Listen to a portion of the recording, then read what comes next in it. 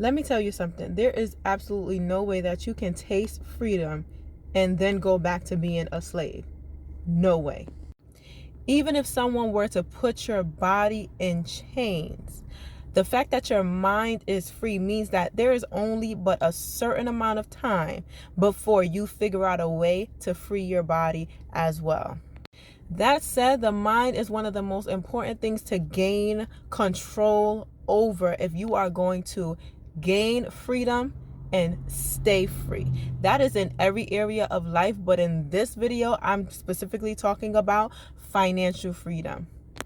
If you clicked on this video, then you already know by the title that I am going to share with you why I will never work another, let's just say 9 to 5 again, ever. It's not gonna happen. It cannot happen. Here's why. I mean, think about this for a second. If I were to ask you, would you like $1 million? Your response is likely going to be, yes, of course. I would like $1 million, right? Now, if I added that in order for you to receive that $1 million today, you would have to lose your life tomorrow. Would you still want that $1 million? The response will be absolutely not if you are in your right mind, right? Why? Because time is infinitely more valuable than money. And so if time is infinitely more valuable than money, why then do many of us give up so much of our time for a small exchange of money in comparison that we find ourselves in this cycle of always having to return to work to earn a wage that's really not as secure as most people may think it is? Like, the moment you get injured on your job, the moment you get sick or anything like that, they will replace you. They don't care about your children getting sick. They don't care about your children's school game or what sports game or whatever the case may be. All they care is that they need you to be on call, on duty. And if you cannot fulfill that, right, then guess what? They replace you. So why do we spend so much of our lives? We give up so much of our lives doing things that we really, don't really want to do, to be honest. We would much rather be doing other things like spending time with our family, like going on vacations, like living and doing things that we actually enjoy, traveling the world and things of that nature. Why? Not only that, you're working, and the more that you make, the more that they're taking. It really is not making sense. So here's a quick backstory for those who don't know me. I worked as an educator for 5 years. For those who may not know, teachers are evaluated throughout the year. And at the end of each year, their evaluations are averaged into an overall standing. So you may be ineffective, developing, effective, or highly effective. And I have taught in the effective or highly effective range since year 1 as an educator, right? Meaning overall average has been in the effective range, whatever that means, according to the rubric that administration uses to assess effectiveness.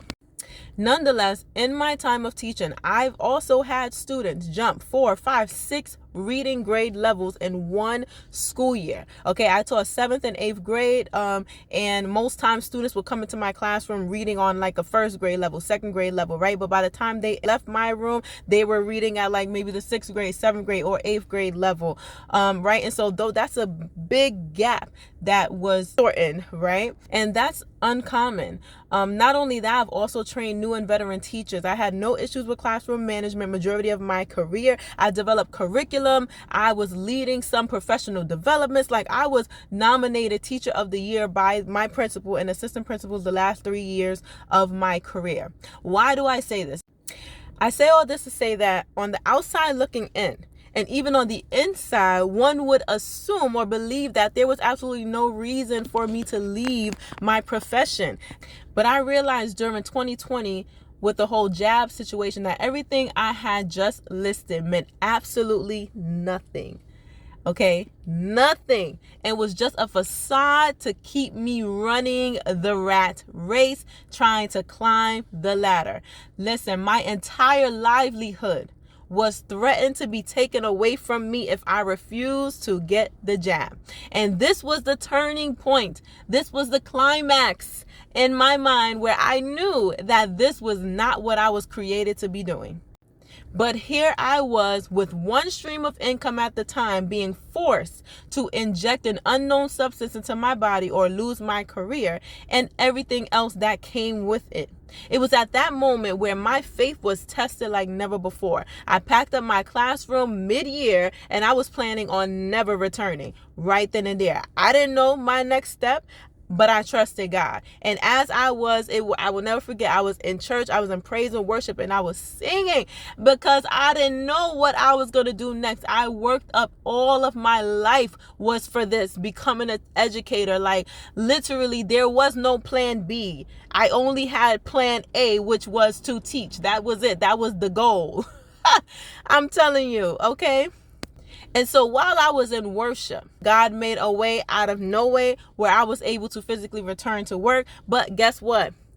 Even though I physically returned to work, my mind, my passion, my drive for teaching in that system, it never returned.